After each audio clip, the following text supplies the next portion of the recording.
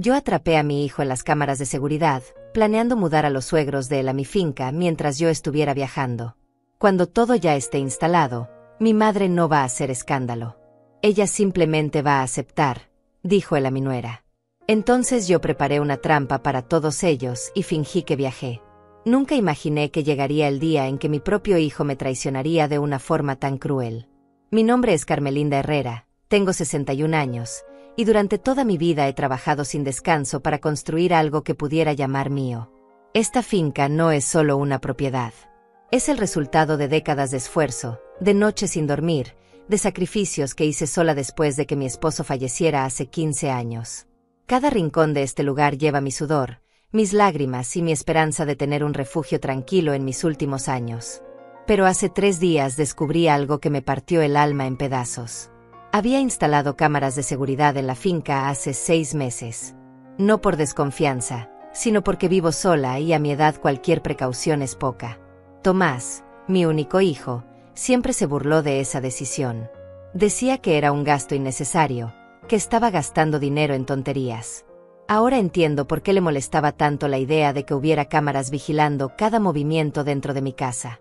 Ese martes por la tarde, mientras revisaba las grabaciones desde mi teléfono en la habitación, vi algo que me dejó helada. Era Tomás. Estaba en la sala principal de mi finca, caminando de un lado a otro con su esposa Fabiana. Hablaban en voz baja, pero el micrófono de la cámara captó cada palabra con una claridad que todavía me atormenta. Tomás le decía a Fabiana que todo estaba saliendo según lo planeado, que yo viajaría en 2 semanas a visitar a mi hermana en otro estado, como había mencionado en la cena familiar del domingo anterior, que ese sería el momento perfecto para traer a los padres de ella, Rodrigo y Alma Ortiz, a vivir a mi finca. Fabiana preguntó si yo no me molestaría al regresar y encontrar a sus padres instalados en mi casa. La respuesta de Tomás fue como un cuchillo directo al corazón. Dijo textualmente: cuando todo ya esté instalado, mi madre no va a hacer escándalo. Ella simplemente va a aceptar. Siempre lo hace. Es más fácil pedirle perdón después que pedirle permiso antes. Además, no va a echar a unos ancianos a la calle. La conozco. Se va a quejar un poco y luego se va a resignar como siempre. Me quedé mirando la pantalla del teléfono sin poder respirar. Las manos me temblaban tanto que casi se me cae el aparato. Fabiana sonreía mientras Tomás le explicaba cómo habían medido ya las habitaciones del ala este de la casa, las que tienen vista al jardín y que siempre fueron mis favoritas. Estaban planeando mover mis cosas a una habitación más pequeña en la parte de atrás. Hablaban de mi hogar como si ya fuera de ellos. Como si yo fuera un obstáculo menor que podían mover de lugar según su conveniencia. Tomás incluso mencionó que sus suegros venderían su apartamento en la ciudad y que ese dinero le serviría para ayudar con los gastos de la finca. Ayudar con los gastos de mi finca. Como si yo necesitara su ayuda. Como si esta propiedad que pagué con mi trabajo no fuera completamente mía. Seguí viendo la grabación con el corazón roto. Fabiana preguntaba cómo convencerían a sus padres de que mudarse era buena idea. Tomás se rió y dijo que les había contado que yo estaba encantada con la propuesta, que incluso había sido idea mía ofrecerles las habitaciones porque me sentía sola. Una mentira tras otra. Cada palabra era una puñalada. Mi hijo estaba usando mi nombre para manipular a otras personas y convertirme en cómplice involuntaria de un plan que jamás habría aprobado. Me sentí sucia. Traicionada. Pero sobre todo, me sentí estúpida por no haber visto las señales antes. Porque las señales estaban ahí. Tomás había venido más seguido en las últimas semanas. Siempre con excusas para recorrer la casa, para medir ventanas, para revisar el sistema eléctrico. Decía que quería asegurarse de que todo funcionara bien mientras yo estuviera de viaje. Yo pensaba que finalmente estaba mostrando interés en cuidar de mí, en preocuparse por mi bienestar. Qué ingenua fui. Solo estaba planificando cómo quitarme mi propio espacio. Recordé todas las veces que le pregunté si necesitaba algo, todas las veces que le ofrecí dinero cuando mencionaba problemas económicos. Recordé cada préstamo que nunca devolvió, cada promesa rota, cada vez que puso sus necesidades por encima de las mías usando el amor de madre como cadena para mantenerme dando sin recibir nada a cambio. Esa noche no pude dormir. Me quedé en la cama mirando el techo, sintiendo como la rabia y el dolor peleaban dentro de mi pecho. Una parte de mí quería llamarlo inmediatamente, gritarle, exigirle explicaciones.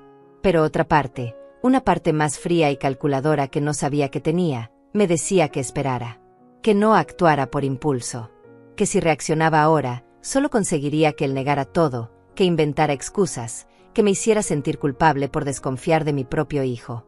Esa vocecita en mi cabeza me recordó algo que mi abuela solía decir: la venganza es un plato que se sirve frío.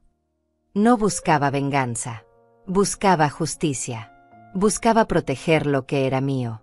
Y sobre todo, buscaba recuperar mi dignidad que había perdido cediendo una y otra vez ante las demandas de una familia que solo me veía como un recurso a explotar. A la mañana siguiente, Tomás me llamó por teléfono como si nada hubiera pasado. Su voz sonaba cariñosa, preocupada. Me preguntó si ya tenía todo listo para mi viaje, si necesitaba que me llevara al aeropuerto, si había comprado suficiente comida para el camino. Cada palabra amable era una mentira. Cada muestra de cariño era parte de su estrategia para que yo bajara la guardia y saliera de mi casa para que él pudiera ejecutar su plan. Le respondí con la misma dulzura falsa. Le dije que todo estaba perfecto, que estaba muy emocionada por el viaje, que no se preocupara por mí. Por dentro, algo se estaba endureciendo. Una determinación que nunca antes había sentido empezaba a crecer como acero en mis venas. Colgué el teléfono y me quedé mirando mi reflejo en el espejo del pasillo. Vi a una mujer de 61 años con canas que ya no se molesta en teñir, con arrugas que cuentan historias de risas y llantos, con manos trabajadas que construyeron una vida desde cero. Pero también vi algo nuevo en mis ojos. Una chispa de determinación, de fuerza. Me di cuenta en ese momento de que había pasado demasiados años siendo la madre que siempre cede, que siempre perdona, que siempre pone las necesidades de todos por encima de las propias. Y esa mujer había sido pisoteada, usada y finalmente traicionada por la persona que más amaba en este mundo. Ya no más. Esta vez sería diferente. No gritaría. No haría escándalos. Pero tampoco me quedaría callada ni aceptaría lo inaceptable. Tomás había dicho que me conocía, que sabía exactamente cómo reaccionaría. Pues estaba a punto de descubrir que no conocía a su madre tanto como creía. Tenía 2 semanas antes de mi supuesto viaje. 2 semanas para prepararme. 2 semanas para planear cada detalle de lo que vendría después. Y mientras él creía que estaba ejecutando el plan perfecto, yo estaría preparando algo que jamás vería venir. Porque si algo he aprendido en 61 años de vida es que la verdadera fuerza no está en gritar ni en pelear. Está en observar, en esperar y en actuar con precisión quirúrgica cuando llegue el momento exacto. Y ese momento se acercaba. Los días siguientes fueron los más difíciles de mi vida. Tuve que fingir normalidad mientras por dentro me consumía una mezcla de dolor y determinación que jamás había experimentado. Cada vez que Tomás me llamaba o venía a visitarme, tenía que actuar como si nada hubiera cambiado. Tenía que sonreír cuando él preguntaba por los preparativos del viaje. Tenía que asentir cuando me daba consejos sobre cómo empacar o qué documentos llevar. Y todo el tiempo, mientras él hablaba con esa voz cariñosa que ahora sonaba tan falsa, yo pensaba en las palabras que había dicho frente a las cámaras. Ella simplemente va a aceptar. Esas 5 palabras me perseguían día y noche. Pero no iba a aceptar. Esta vez no. Decidí en ese preciso momento que no confrontaría a Tomás de inmediato. No serviría de nada. Él negaría todo, me haría sentir culpable por espiarlo, inventaría excusas y al final yo quedaría como la madre paranoica y desconfiada. Peor aún, si descubría que yo sabía sus planes, simplemente los cambiaría y esperaría otra oportunidad. No. Tenía que ser más inteligente. Tenía que dejar que creyera que su plan estaba funcionando perfectamente. Tenía que hacerle pensar que yo era la misma mujer predecible que siempre había conocido. Y mientras él se confiaba, yo prepararía mi respuesta. La primera decisión que tomé fue no viajar. Cancelaría el viaje a casa de mi hermana con cualquier excusa de último momento, pero no se lo diría a nadie. Dejaría que Tomás y Fabiana creyeran que me había ido tal como estaba planeado. Me quedaría en la finca, escondida, observando cada movimiento a través de las cámaras de seguridad. Quería ver con mis propios ojos hasta dónde eran capaces de llegar. Quería documentar cada paso de su traición. Porque algo me decía que esto era solo la punta del iceberg. Si Tomás era capaz de planear algo así con tanta frialdad, probablemente había más cosas que yo desconocía. Esa misma tarde comencé a revisar todos mis documentos financieros. Saqué cada papel guardado en el escritorio de mi habitación. Extractos bancarios de los últimos 5 años. Comprobantes de transferencias. Recibos de préstamos. Y lo que encontré me dejó sin aire. Había prestado dinero a Tomás en más ocasiones de las que recordaba. Pequeñas cantidades aquí y allá que sumadas alcanzaban casi $20,000. $20,000 que nunca me devolvió. Siempre tenía una excusa. Que el negocio iba lento. Que Fabiana había tenido gastos médicos. Que necesitaban reparar el carro. Y yo, como la tonta que fui, siempre creía sus palabras y le daba más tiempo.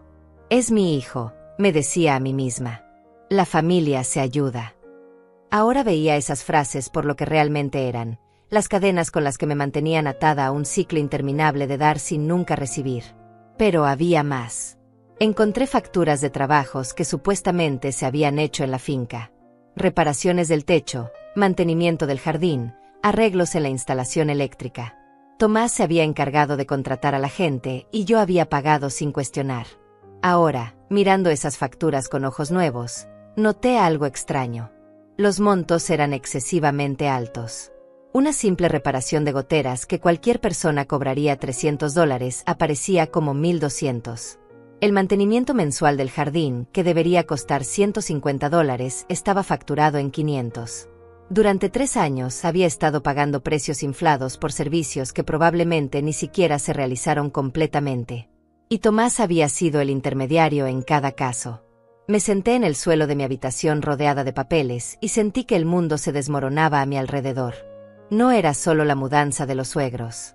Era años de manipulación financiera. Años en los que mi propio hijo me había estado robando de manera sistemática.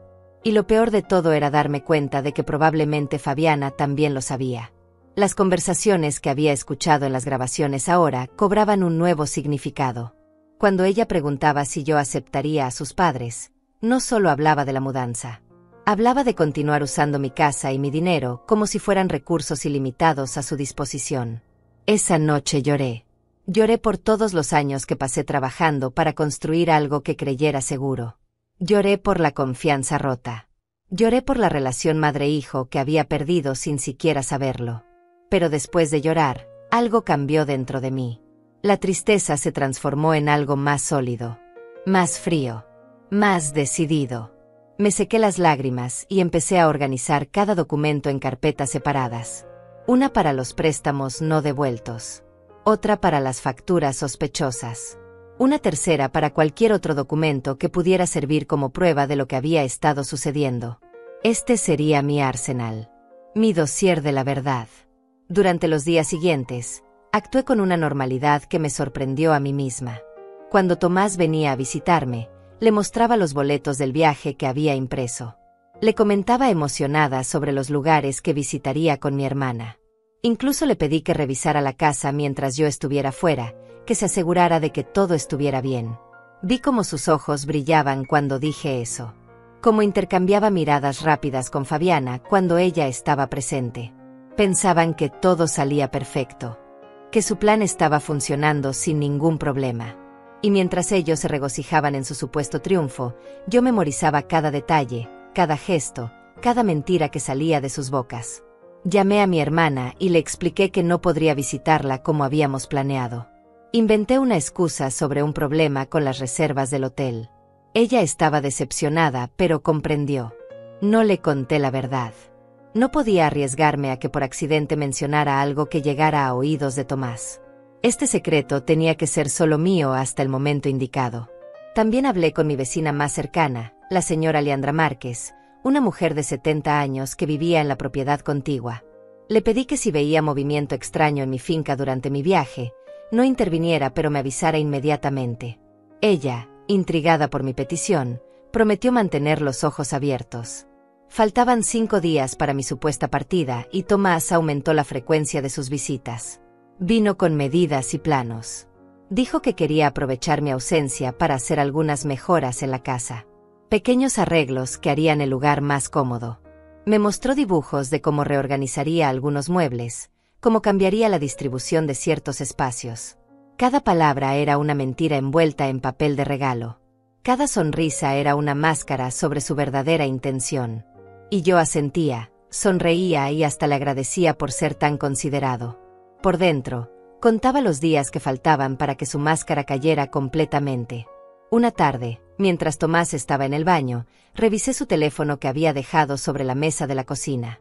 Sé que no debería haberlo hecho, pero ya no quedaba espacio para escrúpulos. Encontré mensajes con Fabiana donde discutían los últimos detalles. Hablaban de una camioneta de mudanza que rentarían. De cómo convendrían a Rodrigo y Alma de que la mudanza era temporal, solo hasta que encontraran un mejor lugar. Otra mentira más.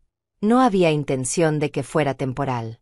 El plan era instalarlos permanentemente y luego, poco a poco, tomar control total de mi propiedad. Vi mensajes donde Fabiana mencionaba que una vez sus padres estuvieran instalados, sería más fácil manejar la situación con la vieja. Me llamaban la vieja. Como si yo fuera un problema a resolver en lugar de la dueña legítima de todo lo que ellos querían robar. Guardé el teléfono exactamente como lo había encontrado.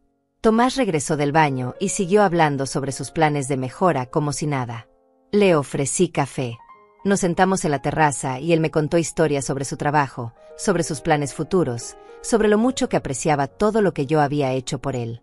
Cada palabra era veneno disfrazado de miel. Y yo bebía ese veneno con una sonrisa, sabiendo que pronto sería él quien probaría el sabor amargo de las consecuencias. El día antes de mi supuesto viaje, hice una representación digna de una actriz profesional. Preparé una maleta con ropa. La dejé visible en mi habitación. Revisé mis documentos de viaje frente a Tomás. Le di las llaves de repuesto de la casa y le pedí que por favor cuidara bien de todo. Él me abrazó con fuerza y me dijo que no me preocupara, que todo estaría perfecto cuando regresara. Ese abrazo me dio escalofríos. Era el abrazo de Judas antes de la traición. Pero lo recibí con la misma calidez falsa con la que él me lo daba. Esa noche, después de que Tomás se fuera, no dormí. Me quedé despierta preparando todo para el día siguiente. Revisé cada cámara de seguridad para asegurarme de que funcionaran perfectamente. Verifiqué que mi teléfono tuviera suficiente batería y memoria para grabar todo lo que fuera necesario. Preparé un pequeño espacio en el ático donde podría esconderme cómodamente mientras observaba todo desde las cámaras. Llevé agua, comida y todo lo que pudiera necesitar para pasar horas allí sin tener que salir. Porque mañana comenzaría el verdadero juego. Mañana Tomás creería que había ganado. Pero en realidad, estaría caminando directamente hacia la trampa que yo había preparado con tanto cuidado.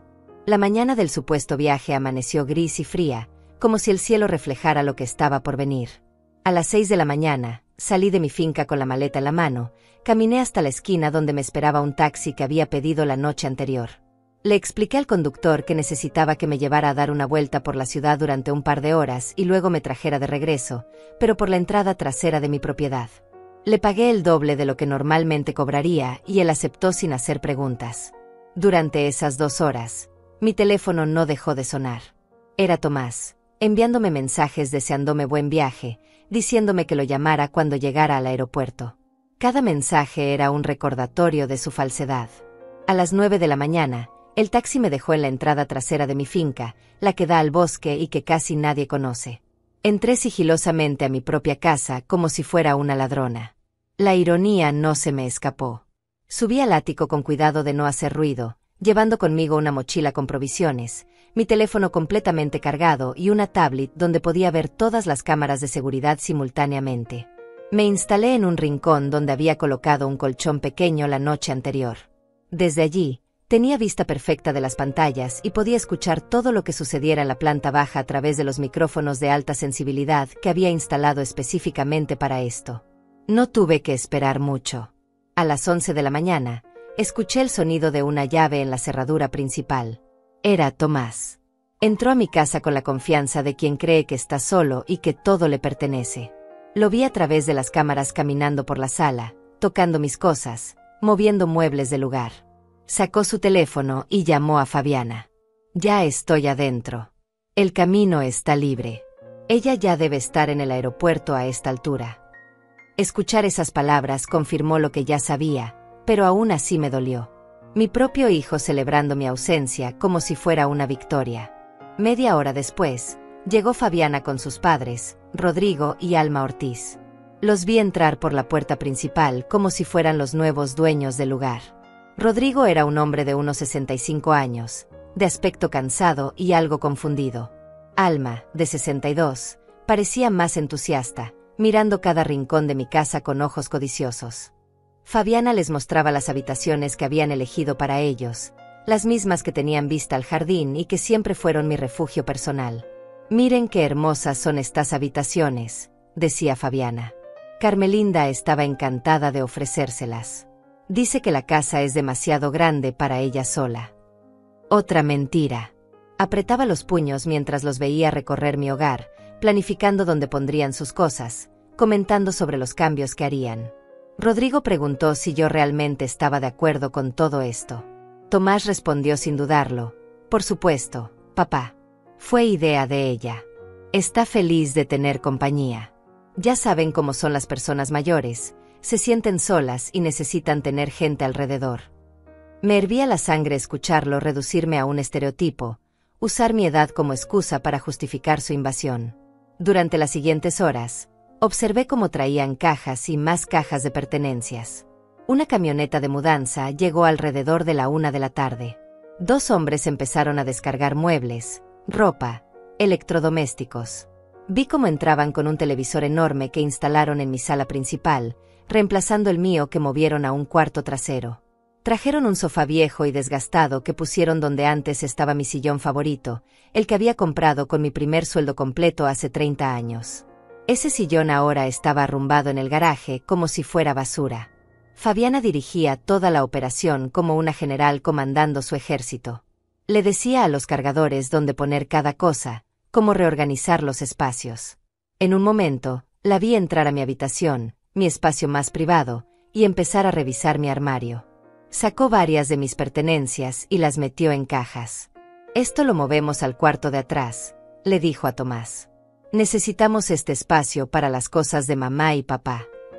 Estaba literalmente desplazándome de mi propia habitación. Sentí que me faltaba el aire viendo esa escena, pero me obligué a mantener la calma. Esto era exactamente lo que necesitaba ver. Cada acción, cada palabra, cada movimiento quedaba registrado en las cámaras. A media tarde, cuando ya habían instalado la mayor parte de las cosas, los 4 se sentaron en mi sala, en mis muebles reemplazados por los de ellos, y brindaron con una botella de vino que sacaron de mi propia bodega. «Por el nuevo hogar», dijo Alma levantando su copa. «Por la generosidad de Carmelinda», añadió Rodrigo, aunque su tono sonaba menos convencido que el de los demás. Tomás y Fabiana sonreían con esa satisfacción de quien cree que ha ejecutado el plan perfecto. «Cuando mi madre regrese en 2 semanas, todo estará tan establecido que no tendrá más opción que aceptarlo», dijo Tomás. «Y si hace drama, solo tendremos que recordarle lo sola que estaba antes y lo bien que le viene tener familia cerca». Pero la conversación no terminó ahí. Lo que escuché después me heló la sangre. Fabiana mencionó que habían hablado con un abogado sobre la posibilidad de que yo le cediera la propiedad de la finca. «Si logramos que firme un poder notarial cuando esté más vulnerable, podríamos ir transfiriendo cosas poco a poco a nuestro nombre», dijo. Tomás asintió. «Hay que hacerlo con cuidado. Poco a poco. Primero que se acostumbre a tener a tus padres aquí. Luego empezamos a plantar la idea de que sería más fácil si yo tuviera autoridad legal para manejar sus asuntos. Ya tiene 61. En unos años podríamos argumentar que necesita ayuda para tomar decisiones». No podía creer lo que estaba escuchando. No solo querían robarme mi casa. Querían robarme mi autonomía, mi capacidad de decidir sobre mi propia vida. Querían convertirme en una inválida legal para poder disponer de todo lo que había trabajado durante décadas. Y lo peor era que lo planeaban con tanta frialdad, como si estuvieran discutiendo cualquier transacción comercial y no el futuro de su propia madre. Alma comentó que conocía a alguien que había hecho algo similar con su madre anciana. «Es más común de lo que parece», dijo. «Las personas mayores a veces no saben lo que es mejor para ellas. Necesitan que la familia tome el control». Seguí grabando cada palabra, cada admisión, cada plan malicioso. Pero también empecé a buscar más. Mientras ellos celebraban abajo, yo usé mi teléfono para revisar todos los documentos digitales que tenía almacenados en la nube. extractos bancarios más antiguos, contratos viejos. Y ahí encontré más evidencia de lo que había sospechado. Había una transferencia de $8,000 que hice a Tomás hace 2 años, supuestamente para ayudarlo con el enganche de su apartamento.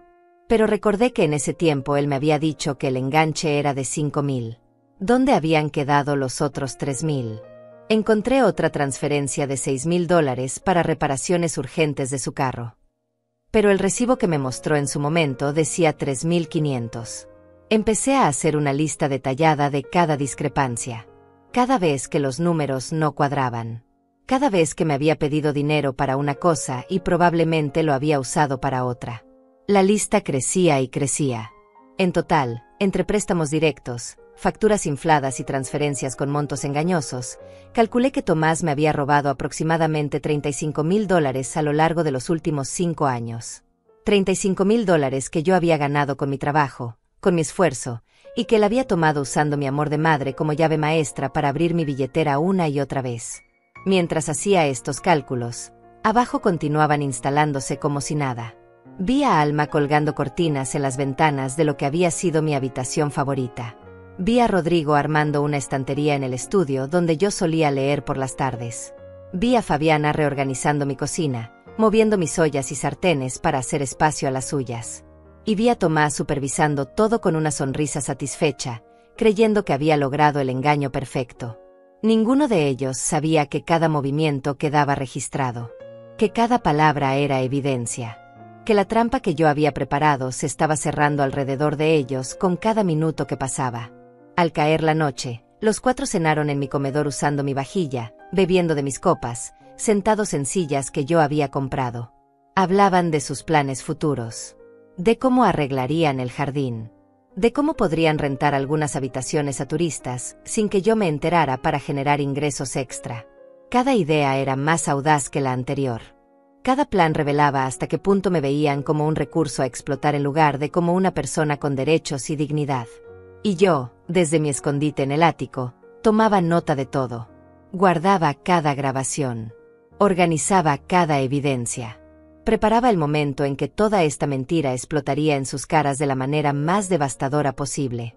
Esa noche, mientras ellos dormían en las habitaciones que habían robado, yo permanecí despierta en el ático reflexionando sobre cómo había llegado a este punto. No fue de un día para otro. La manipulación nunca es repentina. Es un proceso lento, calculado, que va erosionando tu voluntad como el agua desgasta la piedra. Y mientras miraba las pantallas donde se veían los cuartos oscuros ocupados por invasores en mi propia casa, empecé a recordar todos los momentos en los que debía haber dicho que no y no lo hice. Recordé cuando Tomás tenía 25 años y vino a pedirme dinero por primera vez. Acababa de perder su trabajo y necesitaba pagar la renta. Yo acababa de enviudar y el dinero no sobraba, pero era mi hijo. Le di los $500 que pedía y nunca me los devolvió. Cuando le pregunté meses después, se molestó. Me dijo que no podía creer que su propia madre le estuviera cobrando como si fuera un extraño. Que la familia no se cobra favores entre sí. Me hizo sentir tan culpable que nunca volví a mencionar ese dinero. Ese fue el primer ladrillo de un muro que él construiría durante años para mantenerme atrapada en un ciclo de dar sin recibir. Luego vino el patrón. Cada vez que yo intentaba poner un límite, él usaba el amor como arma. Ya no me quieres, mamá. Pensé que podía contar contigo. Tú eres la única que tengo. Y yo, criada en una generación donde el sacrificio materno era virtud suprema, cedía una y otra vez. Mi madre había hecho lo mismo con mi padre. Mi abuela con sus hijos. Todas las mujeres de mi familia habían aprendido que amar significaba desaparecer, que ser buena madre implicaba no tener necesidades propias, que la dignidad personal era un lujo que no podíamos permitirnos. Cuando Tomás conoció a Fabiana hace 8 años, pensé que las cosas mejorarían, que tener una esposa lo haría más responsable, más independiente. Pero fue exactamente lo contrario. Fabiana vio en mí lo mismo que Tomás había visto, una fuente inagotable de recursos. Ella era más sutil, más refinada en su manipulación. Me llamaba Mami Carmelinda con voz dulce. Me traía flores baratas cuando venía a pedir favores caros. Me decía cuánto me admiraba, cuánto deseaba ser como yo cuando tuviera mi edad. Y yo, Hambrienta de afecto después de años de soledad, me tragaba cada palabra como si fuera verdad. Las peticiones de dinero aumentaron después de la boda. Primero fue para el vestido de novia, luego para la luna de miel, después para los muebles del apartamento, siempre con promesas de devolución que nunca se cumplían. Y cuando yo insinuaba que necesitaba ese dinero de vuelta, Fabiana lloraba. Decía que se sentía terrible, que nunca había querido ser una carga, que entendería si yo ya no los quería en mi vida. Era manipulación pura, pero yo no lo veía así en ese momento. Solo veía a una joven pareja luchando por salir adelante y a mí como la única que podía ayudarlos. El punto de quiebre debió haber sido hace 3 años, cuando me pidieron $15,000 para el enganche de su apartamento. Era todo el dinero que tenía ahorrado para emergencias. Les expliqué que no podía darles todo, que necesitaba guardar algo para mi propia seguridad. Tomás se enojó. Me dijo que él era mi única familia, que cuando yo fuera vieja y necesitara ayuda, él estaría ahí para mí. Me pintó un futuro donde yo dependería de su bondad, de su cuidado. Me hizo sentir egoísta por querer proteger mis propios ahorros. Así que cedí. Les di los $15,000. Nunca vi ni un centavo de vuelta. Después de eso, algo cambió en la dinámica. Ya no pedían. Exigían. Ya no había promesas de devolución. Solo expectativas de que yo debía proveer porque era mi deber como madre. Fabiana dejó de traer flores. Tomás dejó de llamar solo para preguntar cómo estaba. Las visitas eran transaccionales. Venían cuando necesitaban algo y se iban una vez que lo obtenían. Y yo, atrapada en el patrón, seguía dando porque no sabía cómo dejar de hacerlo sin perder lo único que me quedaba, la ilusión de tener una familia. Hubo señales que ignoré deliberadamente. Como aquella vez que llegué sin avisar a su apartamento y encontré muebles nuevos, un televisor enorme, ropa de marca tirada por todas partes. Acababan de decirme que estaban pasando dificultades económicas y yo les había enviado $2,000 la semana anterior. Cuando pregunté de dónde había salido el dinero para todas esas compras, Tomás dijo que habían sido regalos de los padres de Fabiana. Pero yo vi la incomodidad en sus ojos. Vi cómo intercambiaban miradas nerviosas. Supe en ese momento que me estaban mintiendo, pero elegí creerles porque la alternativa era demasiado dolorosa. O aquella otra ocasión cuando revisé mi correo y encontré un estado de cuenta de una tarjeta de crédito que no reconocía. Llamé al banco y descubrí que Tomás había abierto una tarjeta a mi nombre usando mis documentos. Había acumulado una deuda de $4,000. Cuando lo confronté, lloró. Me dijo que había sido un error, que estaba desesperado, que nunca volvería a hacerlo. Me hizo prometer que no lo denunciaría porque eso arruinaría su vida. Y yo, incapaz de ver a mi hijo sufrir consecuencias por sus actos, pagué la deuda y nunca hablamos del tema otra vez. Esa fue quizás mi mayor traición a mí misma. La terapia del silencio también era parte de su arsenal. Cada vez que yo insinuaba que necesitaba límites, que no podía seguir dándoles dinero indefinidamente, ellos desaparecían. Semanas sin llamadas, sin visitas. Y yo me desesperaba. Me sentía morir de soledad y culpa. Terminaba llamándolos yo, disculpándome por haber sido egoísta, ofreciéndoles más dinero para que volvieran a mi vida. Ellos sabían exactamente qué botones presionar. Sabían que mi mayor miedo era quedarme completamente sola, y usaban ese miedo como control remoto de mi comportamiento. Pensaba en todo esto mientras los veía dormir en mi casa robada. Pensaba en todas las veces que mi cuerpo me había advertido con nudos en el estómago, con noches sin dormir, con esa vocecita interna que decía algo no está bien aquí. Pero yo había silenciado esas alarmas una y otra vez porque reconocer la verdad significaba aceptar que mi hijo no me amaba de la manera que yo necesitaba ser amada. Significaba admitir que había criado a alguien capaz de verme como un objeto de uso en lugar de como una persona con valor intrínseco. Mi madre me había dicho una vez, años atrás cuando todavía vivía, que tuviera cuidado con dar demasiado. Los hijos que nunca aprenden a valerse por sí mismos se vuelven parásitos, me había advertido. Yo me molesté con ella en ese momento. Pensé que era dura, que no entendía el amor de madre. Ahora, escondida en mi propio ático mientras extraños dormían en mis habitaciones, entendía perfectamente lo que había querido decir. No había criado a un hijo independiente. Había criado a alguien que aprendió que podía tomar lo que quisiera de mí sin consecuencias. La culpa también era mía. Tenía que aceptar esa parte dolorosa de la verdad. Cada vez que cedí sin resistencia, le enseñé que mi palabra no valía nada. Cada vez que perdoné sin que hubiera arrepentimiento genuino, le mostré que el respeto hacia mí era opcional. Cada vez que prioricé su comodidad sobre mi dignidad, construí los cimientos de mi propia prisión. No podía culparlo solo a él.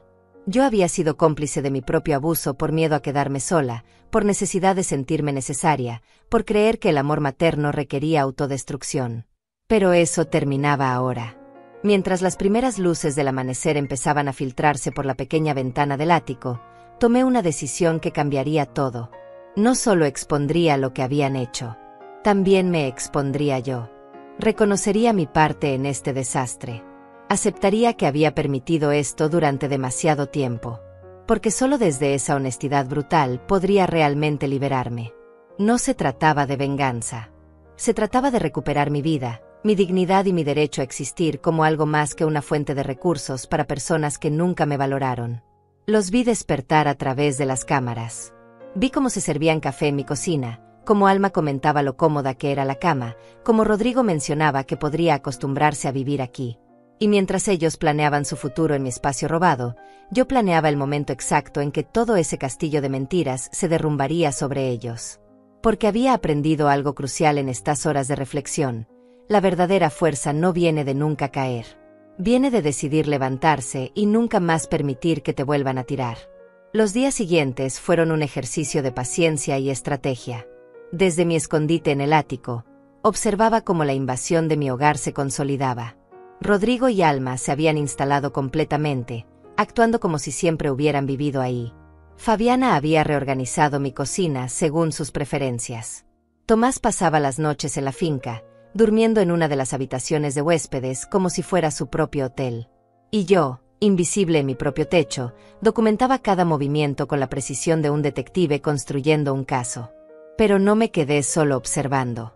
Durante las horas en que todos dormían, bajaba silenciosamente al estudio y revisaba documentos que había dejado intencionalmente accesibles.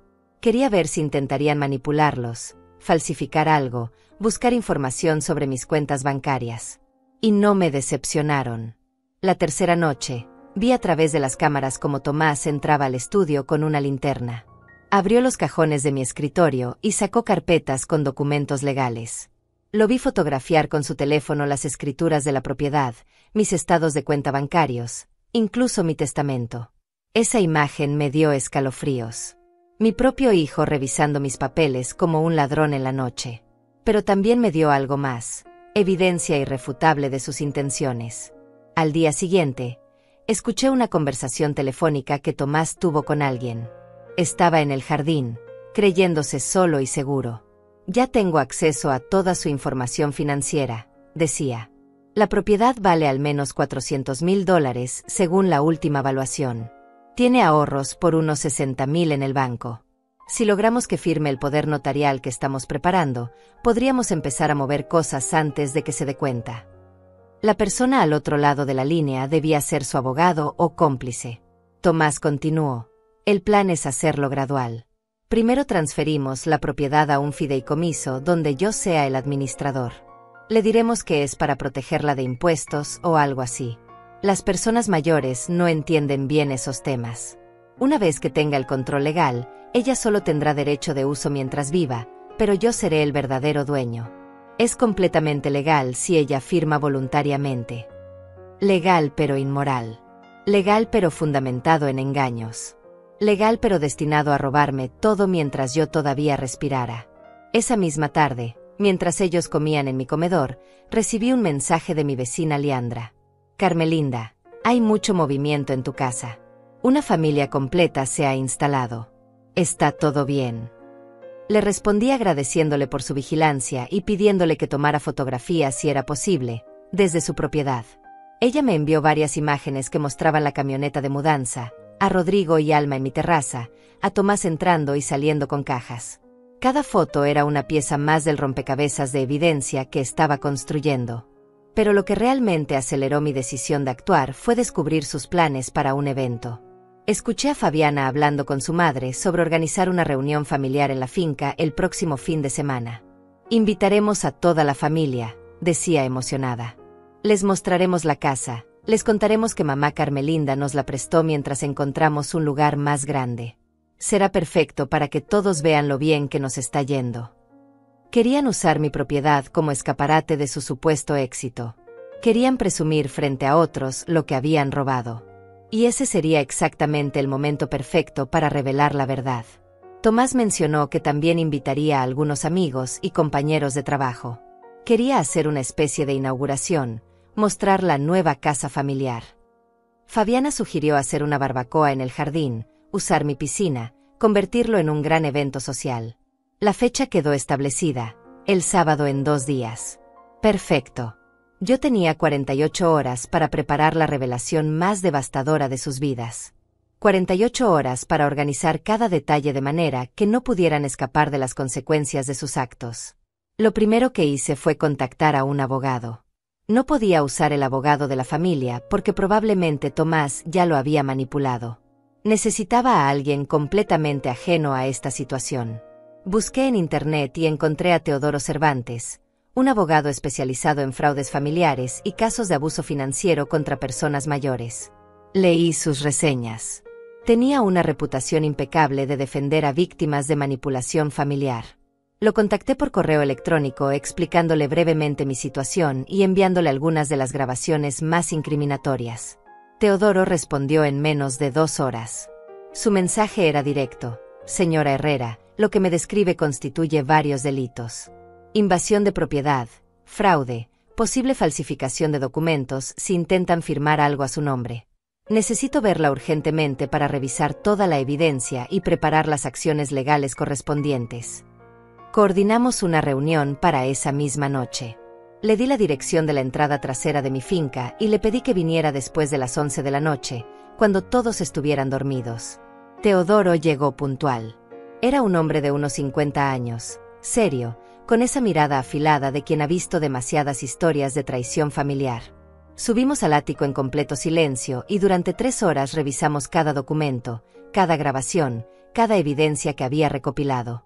Él tomaba notas meticulosas, hacía preguntas específicas, verificaba fechas y montos. Al terminar, me miró con una mezcla de profesionalismo y genuina indignación.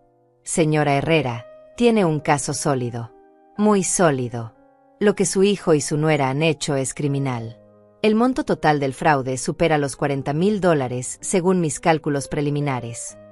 $40,000. Escuchar esa cifra en voz de un profesional le daba una dimensión diferente a la traición. No eran solo préstamos entre familia. Era robo sistemático durante años. Teodoro continuó: con su permiso, quiero investigar un poco más. Tengo contactos en instituciones financieras que pueden revisar si hay más irregularidades. A veces, cuando alguien es capaz de hacer esto, hay más cosas escondidas. Tarjetas de crédito adicionales, préstamos a su nombre, cuentas que usted desconoce. Dame 24 horas y te tendré un informe completo. Acepté inmediatamente. Teodoro se fue con copias de todos los documentos y las grabaciones. Me quedé sola nuevamente en el ático, pero esta vez con una sensación diferente. Ya no era solo rabia o dolor. Era determinación absoluta. Porque ahora tenía un aliado profesional, alguien que validaba mi experiencia y que tenía las herramientas legales para hacer justicia. Me sentí menos sola. Me sentí, por primera vez en días, con algo de esperanza de que esto terminaría bien.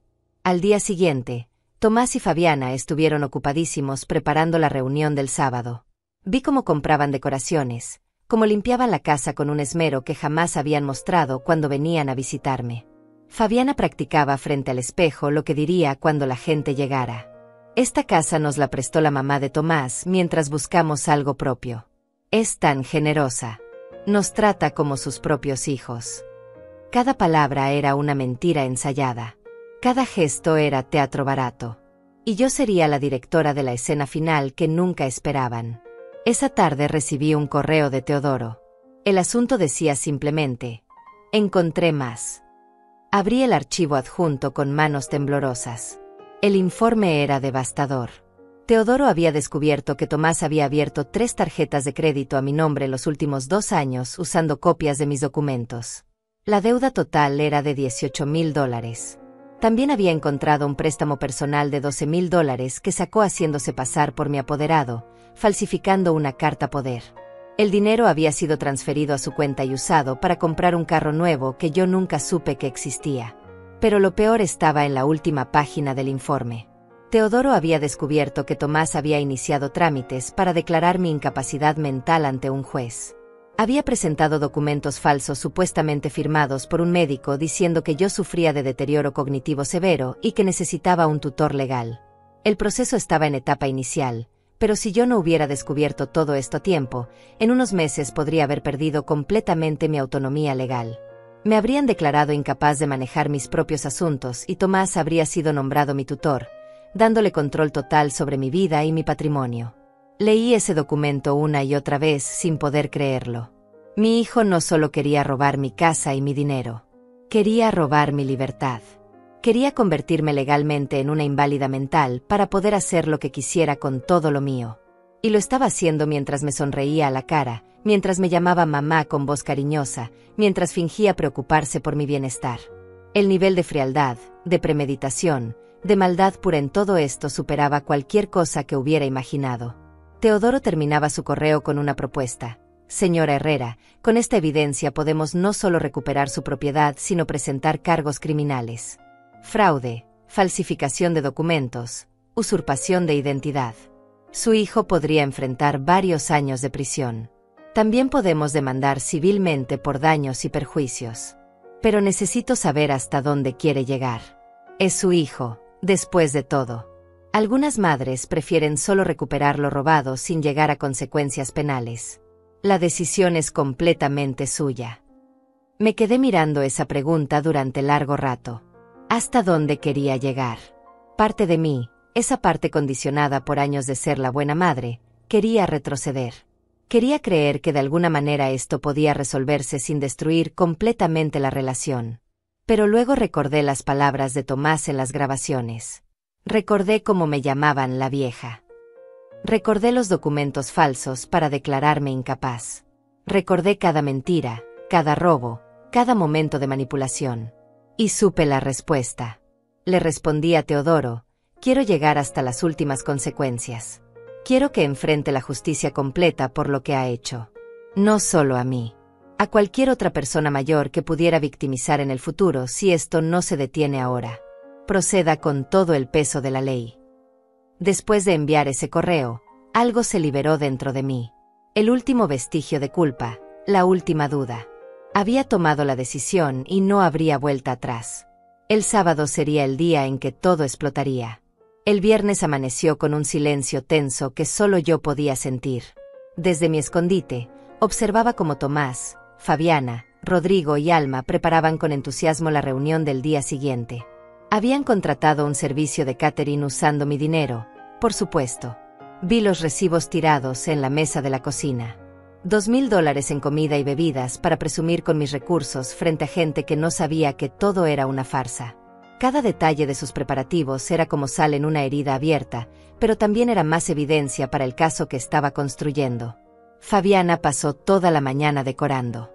Colgó luces en el jardín, puso manteles en las mesas exteriores, arregló flores que cortó de mi propio jardín.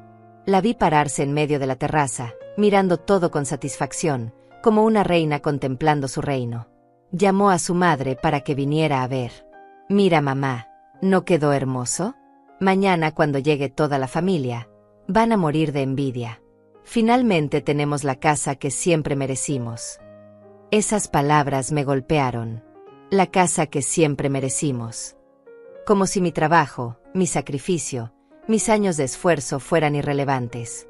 Como si ellos tuvieran algún derecho natural sobre lo que yo había construido. Alma abrazó a su hija con orgullo. Siempre supe que mi niña terminaría viviendo en una casa así. Te lo mereces, mi amor. Y fue tan fácil, tan perfecto. Esa pobre vieja nunca se enteró de nada hasta que fue demasiado tarde. La escuché llamarme pobre vieja con un desprecio que me cortó la respiración. Para ella yo no era una persona. Era un obstáculo que habían logrado esquivar. Un recurso que habían explotado exitosamente. La deshumanización completa de quien les había abierto las puertas de su hogar sin saber que eran lobos vestidos de corderos. Pero lo que vi esa tarde fue lo que finalmente pulverizó cualquier rastro de duda que pudiera quedar en mí. Tomás estaba en mi habitación, la que ahora ocupaban Rodrigo y Alma, revisando mis cosas personales. Lo vi abrir mi joyero, ese que mi esposo me regaló en nuestro 20º aniversario. Sacó las pocas joyas de valor que tengo. Un collar de perlas que heredé de mi madre. Unos aretes de oro que compré con mi primer bono en el trabajo. Un anillo con un pequeño diamante que mi esposo me dio cuando nació Tomás. Vi cómo las examinaba una por una, cómo las ponía contra la luz para evaluar su valor. Fabiana entró a la habitación y él le mostró las joyas. Mira lo que encontré. Esto debe valer unos cuantos miles de dólares. Podemos venderlo discretamente después de que ella regrese. Le diremos que seguramente las perdió, que a su edad es normal olvidar dónde pone las cosas. Si insiste mucho, sugeriremos que quizás alguien entró a robar mientras ella no estaba. Nunca sospechará que fuimos nosotros. Fabiana sonrió y tomó el collar de perlas. Este es hermoso. Podría quedármelo yo. Total, cuando ella muera todo será tuyo de todas formas. Solo estamos adelantando lo inevitable. Ver a mi hijo sostener las joyas de mi madre mientras planificaba robarlas fue el momento en que algo se rompió definitivamente dentro de mí. No era solo el valor monetario. Eran los recuerdos. Eran las últimas conexiones físicas con personas que amé y que ya no están. Y él lo sabía. Sabía perfectamente lo que esas piezas significaban para mí porque se lo había contado 1000 veces. Le había mostrado fotos de mi madre usando ese collar. Le había contado cómo mi esposo ahorró durante meses para comprarme ese anillo. Y aún sabiendo todo eso, planeaba robármelas y hacerme creer que yo las había perdido por senilidad. Esa noche, Teodoro vino nuevamente. Subimos al ático y le mostré las grabaciones del día. Su expresión se endureció cuando vio la escena de las joyas. Esto ya no es solo fraude financiero, dijo con voz grave. Están planeando robo con premeditación, más la intención de hacerte creer que sufres problemas mentales. Eso es abuso psicológico. Señora Herrera, estos cargos se acumulan. Su hijo está cavando su propia tumba legal con cada acción. Me entregó un folder grueso. Aquí está todo listo para mañana. Documentos legales, orden de desalojo inmediato, denuncia penal formal. Solo necesito que me des la señal y yo entraré con todo esto. Revisamos el plan para el día siguiente con precisión militar. La reunión estaba programada para comenzar a las 2 de la tarde. Los invitados empezarían a llegar alrededor de esa hora. Yo esperaría hasta que estuvieran todos reunidos, hasta que Tomás y Fabiana estuvieran en su momento de mayor triunfo, mostrándose orgullosos frente a amigos y familia. Entonces haría mi entrada. Teodoro llegaría 5 minutos después de mí con todos los documentos legales.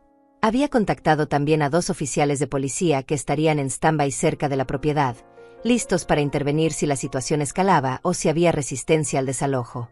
¿Está segura de que quiere hacerlo tan público?, me preguntó Teodoro. Podríamos manejar esto de forma más privada, solo con las autoridades presentes. Negué con la cabeza. No. Necesito que sea público. Necesito que todas esas personas que van a venir mañana a admirar lo que ellos han logrado, sepan la verdad. Que sepan que todo fue robado. Que sepan qué clase de personas son realmente. La vergüenza pública es parte de la justicia que necesito. Teodoro asintió con comprensión. Entiendo perfectamente. Y tiene todo el derecho. Solo prepárese porque será intenso. Habrá gritos, negaciones, intentos de hacerla quedar como la villana. ¿Puede manejar eso? Pensé en su pregunta. ¿Podría manejar ver a mi hijo desmoronarse frente a todos? ¿Podría soportar sus acusaciones, sus intentos de voltear la situación? Miré las pantallas donde se veían durmiendo tranquilamente en mi casa robada. Recordé cada mentira, cada robo, cada plan malicioso. Sí, respondí con una firmeza que me sorprendió a mí misma. Puedo manejarlo. He soportado años de manipulación en silencio. Puedo soportar unas horas de verdad en voz alta. Teodoro sonrió con aprobación. Esa es la actitud correcta. Mañana recuperará su vida, señora Herrera. Y ellos aprenderán que las acciones tienen consecuencias. El viernes por la noche fue la más larga de todas. No pude dormir nada. Daba vueltas en el pequeño colchón del ático, repasando mentalmente cada detalle del plan. A las 3 de la mañana, los escuché. Tomás y Fabiana estaban despiertos en la sala, hablando en voz baja. Activé el audio de las cámaras para escuchar. ¿Crees que todo saldrá bien mañana?, preguntaba Fabiana con un tono de ansiedad. Tomás respondió con esa confianza arrogante que tanto había llegado a odiar. Por supuesto. Mi madre ni siquiera sabe que estamos aquí. Cuando regrese la próxima semana y vea que sus suegros ya están instalados, ¿qué va a hacer? Nada. Como siempre. Se quejará un poco y luego lo aceptará. Así ha sido toda su vida. Fabiana insistió. ¿Pero y si se enoja de verdad? ¿Y si nos demanda o algo así? Tomás se rió. Una risa cruel que nunca le había escuchado antes. ¿Demandar? ¿Con qué dinero? Todo lo que tiene lo hemos estado controlando. Además, ya inicié el proceso para declararla incompetente. En unos meses yo tendré poder legal total sobre ella y sobre todo lo que posee. Esto es solo el comienzo. Esta casa, sus ahorros, todo será nuestro. Ella vivirá aquí como nuestra invitada, si tiene suerte. Si se pone difícil, siempre podemos buscarle un asilo de ancianos y listo. Hay lugares muy baratos donde meten a las viejas problemáticas. Escuchar a mi propio hijo hablar de meterme en un asilo si yo me ponía difícil fue el momento más doloroso de todos. Más que las mentiras. Más que el robo. Esa frialdad absoluta, esa capacidad de descartar a su propia madre como si fuera basura molesta, reveló una oscuridad en el que nunca había querido ver. Fabiana dijo algo sobre sentirse mal por mí a veces, pero Tomás la cortó inmediatamente. No empieces con esos sentimentalismos. Ella tuvo su vida. Ahora es nuestro turno. Así funcionan las cosas. Los viejos tienen que hacerse a un lado y dejar que los jóvenes tomen lo que les corresponde. Grabé cada palabra de esa conversación. Teodoro había tenido razón. Entre más hablaban, más se incriminaban. Más evidencia creaban contra ellos mismos. Cuando finalmente se fueron a dormir cerca de las 4 de la mañana, yo me quedé despierta mirando el amanecer a través de la pequeña ventana del ático. Era mi último amanecer escondida en mi propia casa. Mañana, con la luz del día, saldría de las sombras. Mañana recuperaría lo que era mío.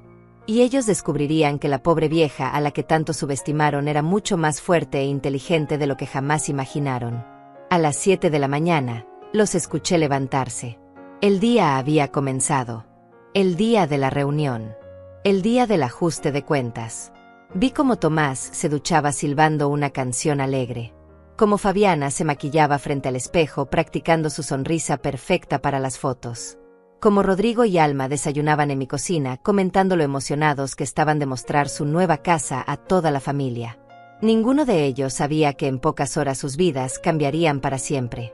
Que el castillo de mentiras que habían construido estaba a punto de derrumbarse de la forma más devastadora posible.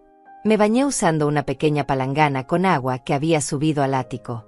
Me vestí con mi mejor ropa, la que uso para ocasiones importantes. Me peiné y me maquillé ligeramente. Quería verme digna.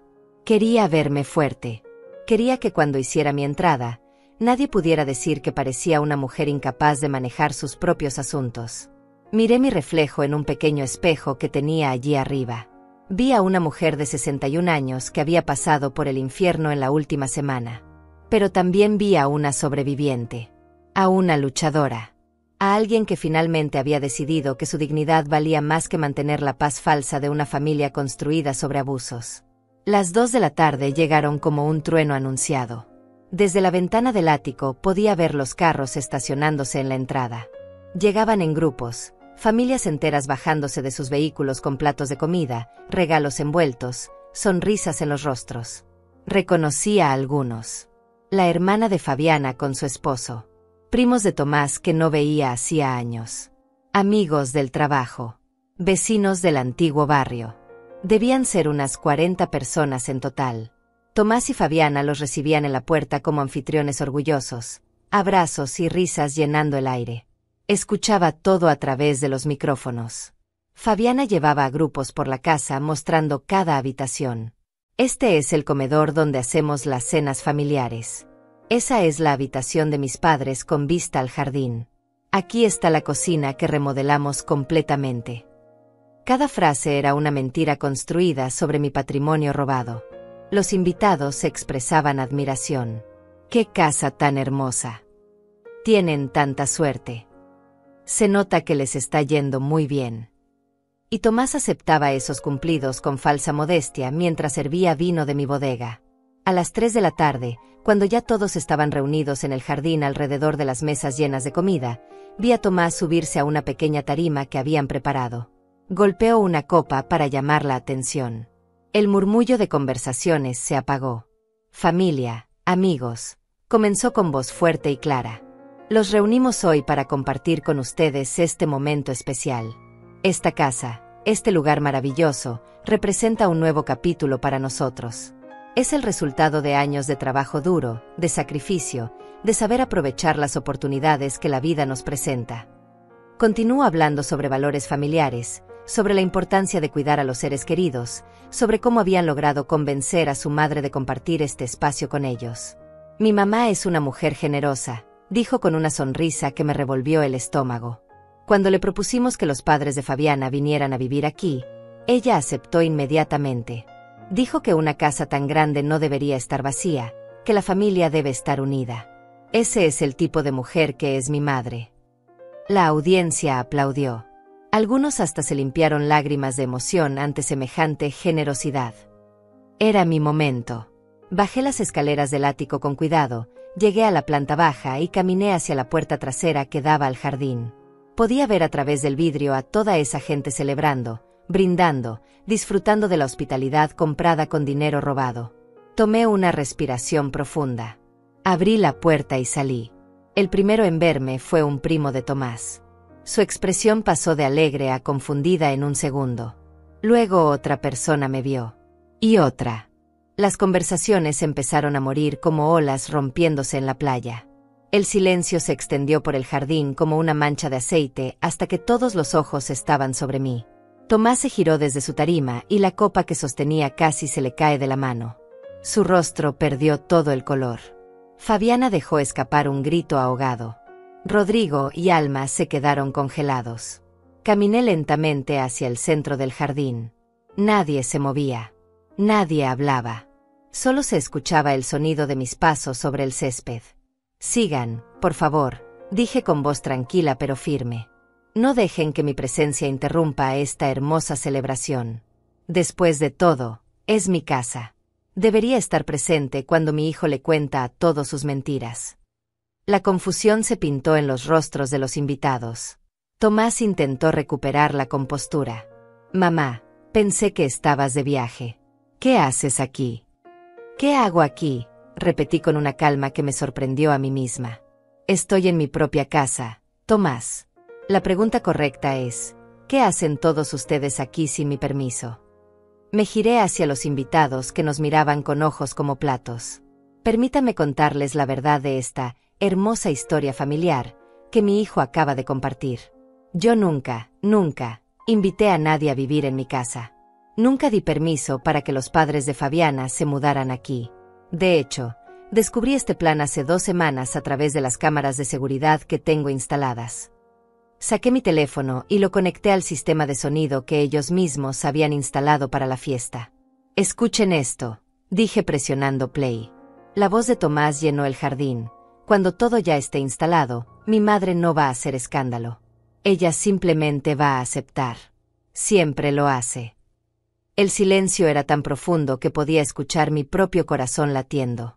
Reproduje más fragmentos. Sus conversaciones sobre manipularme. Sus planes de declararme incapaz. Sus risas burlándose de la vieja. Cada palabra era un martillo destruyendo la imagen perfecta que habían construido. Tomás intentó interrumpir. Mamá, déjame explicar, no es lo que parece. Pero yo levanté la mano. No. Tú has hablado suficiente durante años. Ahora es mi turno. Saqué un folder con documentos que había preparado. ¿Quieren saber más? Durante los últimos 5 años, mi hijo me ha robado más de $40,000. Préstamos nunca devueltos. Facturas infladas. Tarjetas de crédito abiertas a mi nombre. hasta un préstamo personal sacado falsificando mi firma. Empecé a leer montos y fechas. Cada cifra era un golpe. Los invitados intercambiaban miradas incómodas. Fabiana intentó defenderse. Eso no es cierto. Ella nos dio ese dinero voluntariamente. Voluntariamente, respondí con una risa amarga. ¿Cómo voluntariamente abriste tarjetas de crédito a mi nombre? ¿Cómo voluntariamente iniciaste trámites para declararme mentalmente incompetente para robarme mi autonomía legal? Saqué los documentos que Teodoro había encontrado y los mostré. Aquí está todo. La solicitud para nombrar a Tomás como mi tutor legal basándose en informes médicos falsos. Documentos que dicen que sufro demencia cuando jamás he sido diagnosticada con nada. El jardín se había convertido en un tribunal. Los invitados miraban a Tomás y Fabiana con horror creciente. Alguien murmuró, Dios mío. Otro dijo, no puedo creer esto. La hermana de Fabiana se levantó y se acercó a ella. ¿Es verdad? ¿De verdad hicieron todo eso? Fabiana lloraba ahora, pero no eran lágrimas de arrepentimiento. Eran lágrimas de alguien que había sido expuesta. Tú no entiendes, sollozaba. Necesitábamos un lugar donde vivir. Sus padres necesitaban ayuda. Ella tiene tanto y nosotros tampoco. Yo trabajé 40 años para tener lo que tengo, dije con voz firme. 40 años levantándome antes del amanecer. 40 años sacrificando mis deseos para construir algo estable. Y ustedes creyeron que podían simplemente tomar todo porque sí, porque yo era lo suficientemente tonta para amarlo sin límites. Miré directamente a Tomás. Me llamaste la vieja. Planeaste encerrarme en un asilo si me ponía difícil. Hablaste de mí como si fuera un obstáculo a remover en lugar de la mujer que te dio la vida y te sostuvo cada vez que caíste. Tomás tenía lágrimas en los ojos ahora, pero ya no me conmovían. Mamá, por favor, podemos arreglar esto. Lo siento. Me dejé llevar. Estaba desesperado. Desesperado, casi grité. ¿Desesperado mientras comprabas un carro nuevo con dinero robado? ¿Desesperado mientras planeabas vacaciones? ¿Desesperado mientras bebías vino caro en mi casa invadida? El sonido de un motor interrumpió el momento. Teodoro acababa de llegar. Teodoro Cervantes entró al jardín con la autoridad de quien lleva la ley de su lado. Vestía un traje impecable y cargaba un maletín de cuero. Detrás de él venían 2 oficiales de policía uniformados. El murmullo entre los invitados se intensificó. Algunos empezaron a levantarse de sus asientos, claramente incómodos con la situación. Teodoro se acercó directamente a mí y me extendió la mano. Señora Herrera, dijo con voz clara para que todos escucharan. Soy Teodoro Cervantes, su abogado. Traigo los documentos legales que solicitó. Se giró hacia la audiencia con profesionalismo imperturbable. Buenas tardes a todos. Lamento interrumpir esta reunión, pero debo informarles que están en una propiedad privada sin autorización de la dueña legítima. La señora Carmelinda Herrera nunca otorgó permiso para que ninguna de estas personas se instalara en su hogar. Lo que han presenciado hoy es el descubrimiento de un fraude familiar de considerable magnitud. Abrió su maletín y sacó varios documentos. Tengo aquí evidencia documentada de múltiples delitos: invasión de propiedad, fraude financiero, falsificación de documentos y usurpación de identidad. Tomás dio un paso hacia adelante, intentando mantener algo de control. Esto es un malentendido. Usted no conoce toda la historia. Mi madre está confundida, probablemente por su edad. Teodoro lo miró con una expresión que helaba la sangre. ¿Confundida? Señor Herrera, tengo grabaciones de audio y video donde usted admite explícitamente su plan de invadir esta propiedad. Tengo registros bancarios que muestran transferencias fraudulentas. Tengo copias de documentos falsificados con su firma digital. Y lo más grave, tengo evidencia de que usted inició un proceso legal para declarar a su madre incompetente basándose en informes médicos que nunca existieron. Eso, señor, no es confusión. Es actividad criminal. Sacó un folder grueso y comenzó a leer en voz alta. 3 tarjetas de crédito abiertas a nombre de Carmelinda Herrera entre 2023 y 2024 sin su consentimiento. Deuda total, $18,000. Un préstamo personal de $12,000 solicitado en su nombre con carta poder falsificada. Múltiples transferencias bancarias no autorizadas que suman $23,000. Facturas infladas por servicios en la propiedad que generaron un sobrecargo de aproximadamente $8,000 en 3 años. Total documentado hasta ahora, $61,000 en fraude financiero. Los números cayeron sobre el jardín como bombas. $61,000. La cifra era aún mayor de lo que yo había calculado inicialmente. Algunos invitados comenzaron a alejarse discretamente hacia sus autos. Otros sacaban sus teléfonos, probablemente borrando las fotos que habían tomado de la hermosa celebración. La hermana de Fabiana tenía las manos sobre la boca, mirando a su hermana con horror absoluto. Rodrigo y Alma se habían quedado completamente inmóviles, como estatuas de sal. Teodoro continuó implacable. Pero hay más. Hace 3 días descubrí algo particularmente perturbador. Sacó otro documento. El señor Tomás Herrera presentó ante el juzgado familiar una solicitud para ser nombrado tutor legal de su madre, alegando que ella sufre de deterioro cognitivo severo y no puede manejar sus propios asuntos. Adjuntó a esta solicitud un supuesto informe médico firmado por un doctor Ramírez. Teodoro hizo una pausa dramática. Contacté al consultorio del doctor Ramírez. Él nunca ha atendido a la señora Carmelinda Herrera. Nunca emitió tal diagnóstico. Su firma en este documento es una falsificación. Un grito ahogado colectivo recorrió a los invitados que aún permanecían. Fabiana se desplomó en una silla, llorando histéricamente. Tomás negaba con la cabeza, pero su rostro había perdido toda la arrogancia. Eso no es. Yo no. Fue un error. Tartamudeaba. Uno de los oficiales de policía dio un paso adelante. Señor Herrera, la falsificación de documentos médicos es un delito grave, especialmente cuando se usa para despojar a alguien de su autonomía legal. Teodoro me miró y yo asentí. Él continuó. Señora Herrera ha decidido proceder con cargos criminales completos. No habrá arreglos privados. No habrá perdón familiar que detenga esto. Las acciones que se han cometido aquí no son solo ofensas personales. Son crímenes que podrían repetirse con otras víctimas si no se detienen ahora. Se giró nuevamente hacia Tomás. Además de los cargos penales, la señora Herrera presentará una demanda civil por daños y perjuicios. Buscará la recuperación total del dinero robado más intereses, más compensación por daño emocional. Pero Teodoro no había terminado. Y ahora viene la parte que usted, señor Herrera, desconocía por completo. Sacó otro folder, este aún más grueso. Cuando la señora Herrera me contrató, decidí investigar más profundamente. Tengo contactos en instituciones financieras y legales. Y lo que encontré es aún peor de lo que ella imaginaba. Abrió el folder y comenzó a mostrar documentos. Descubrí que usted no solo estafó a su madre. También tiene deudas impagas con otras 3 personas. Préstamos que nunca devolvió. Cheques sin fondos. Una de esas personas ya presentó una denuncia en su contra el año pasado que usted ignoró. Tomás palideció completamente. También encontré, continuó Teodoro, que intentó vender un terreno que no le pertenecía.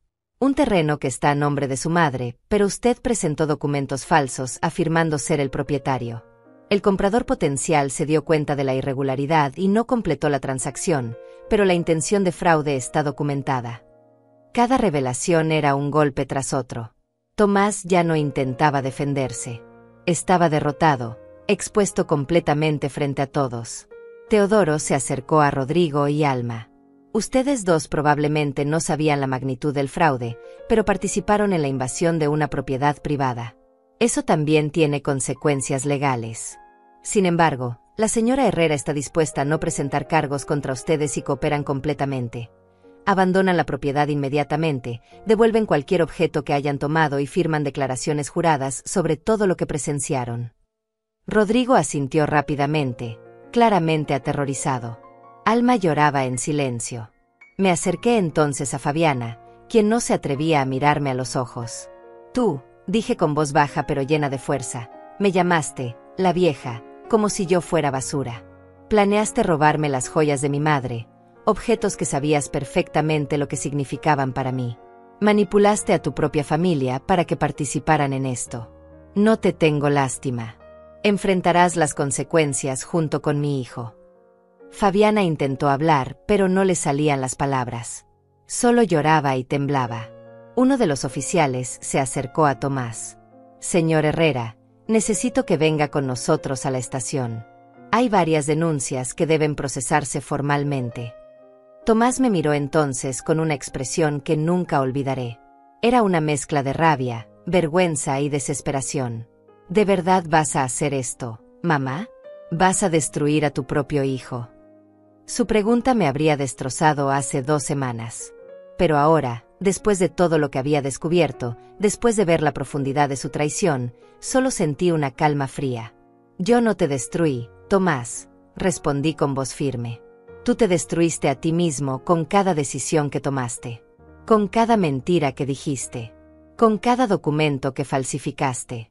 Yo solo estoy defendiendo lo que es mío y asegurándome de que no puedas hacerle esto a nadie más. Me giré hacia todos los invitados que quedaban. Pueden irse. Lamento que hayan sido arrastrados a este espectáculo, pero necesitaba que la verdad se conociera públicamente. Que no quedara duda de quién es la víctima y quiénes son los perpetradores. La gente comenzó a irse rápidamente, murmurando entre ellos, algunos lanzando miradas de lástima hacia mí, otros de desprecio hacia Tomás y Fabiana. En cuestión de minutos, el jardín que había estado lleno de celebración se vació casi por completo. Solo quedamos yo, Teodoro, los oficiales, Tomás, Fabiana, Rodrigo y Alma. El oficial le puso las esposas a Tomás. Tiene derecho a permanecer en silencio, comenzó a recitar. Ver a mi hijo esposado fue uno de los momentos más dolorosos de mi vida, pero también uno de los más necesarios. Fabiana también fue esposada. Ella gritaba histéricamente, «Esto es culpa tuya.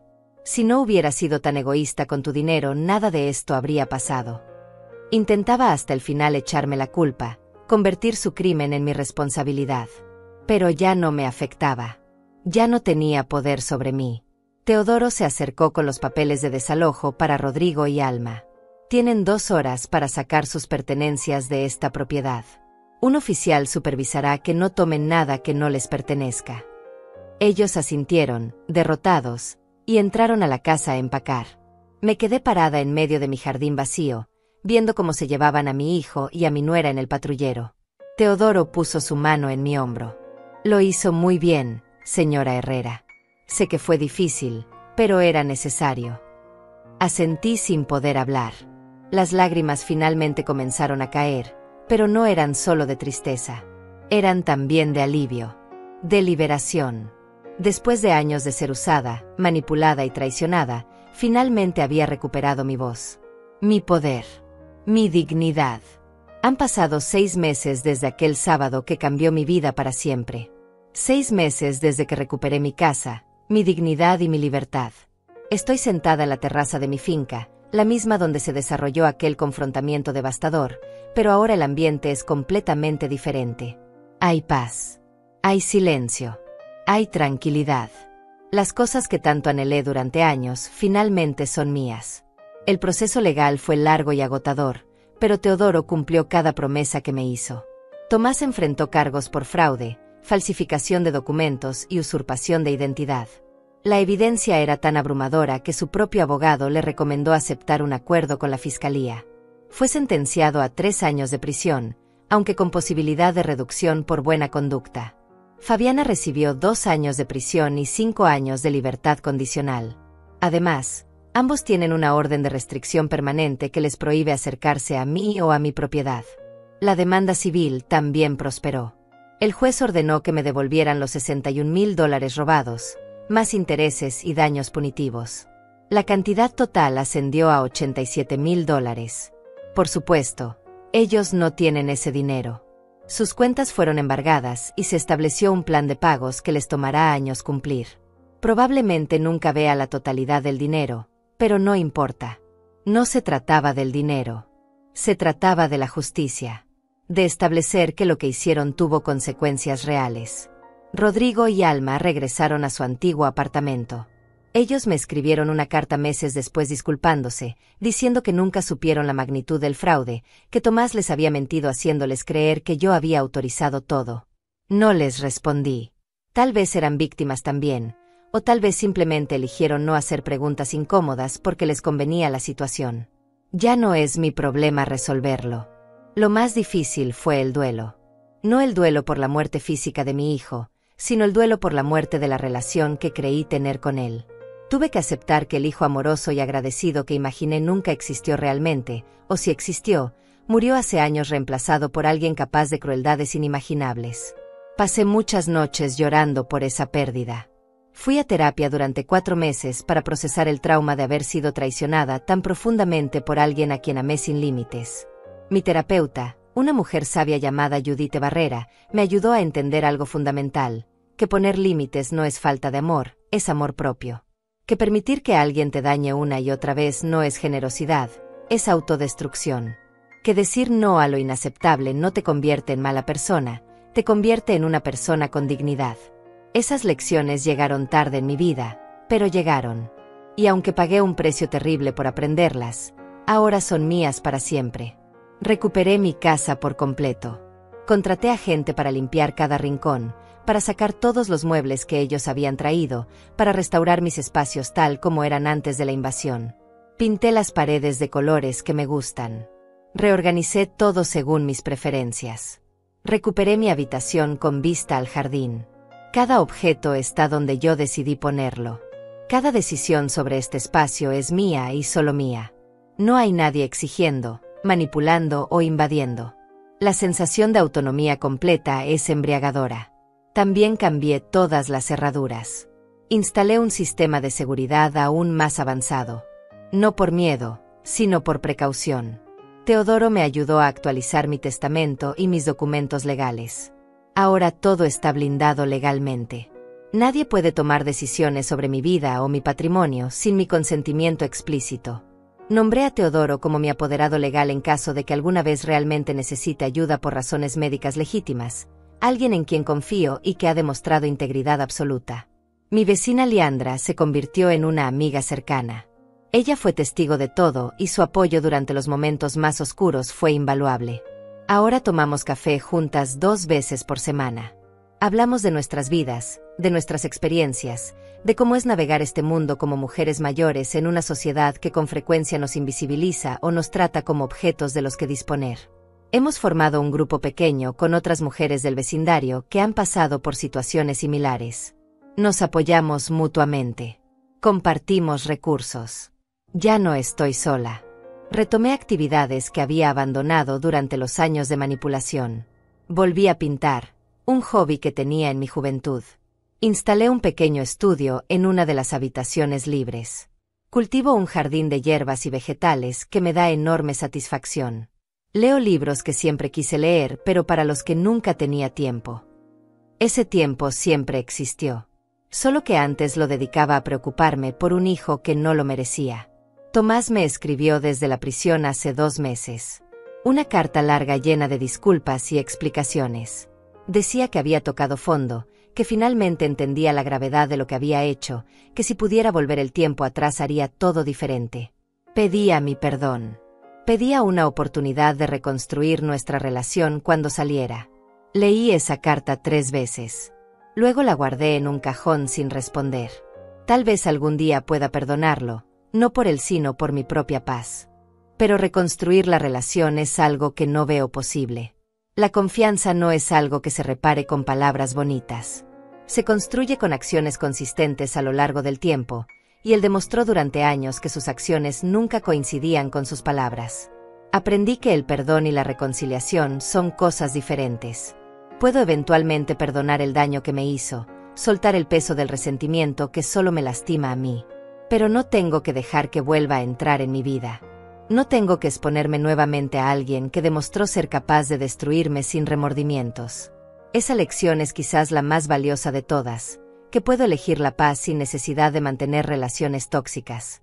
Que puedo estar sola sin estar lonely. Que la soledad elegida es infinitamente mejor que la compañía envenenada. Mi vida ahora es simple pero plena. Me despierto cuando mi cuerpo está listo, no cuando alguien más lo demanda.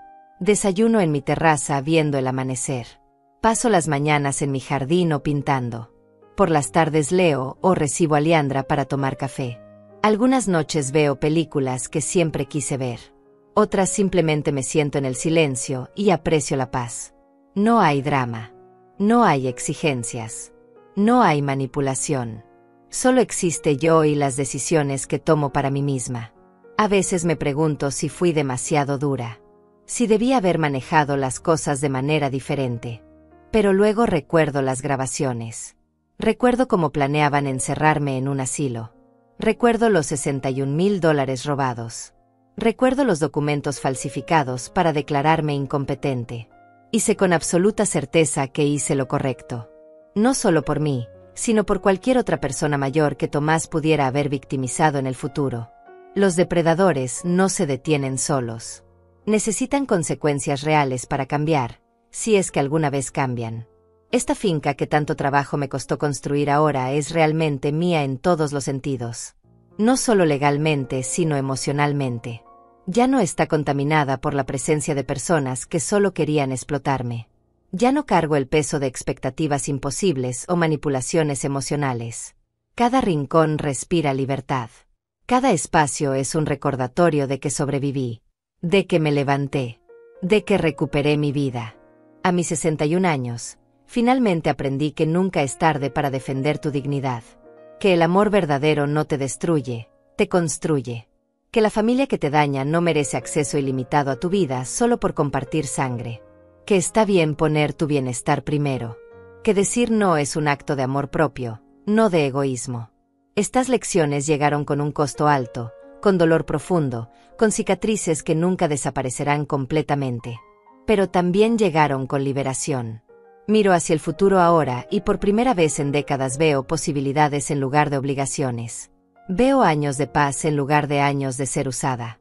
Veo una vida construida en mis propios términos. Y aunque a veces todavía siento el dolor de la traición, ese dolor ya no me define. Soy Carmelinda Herrera.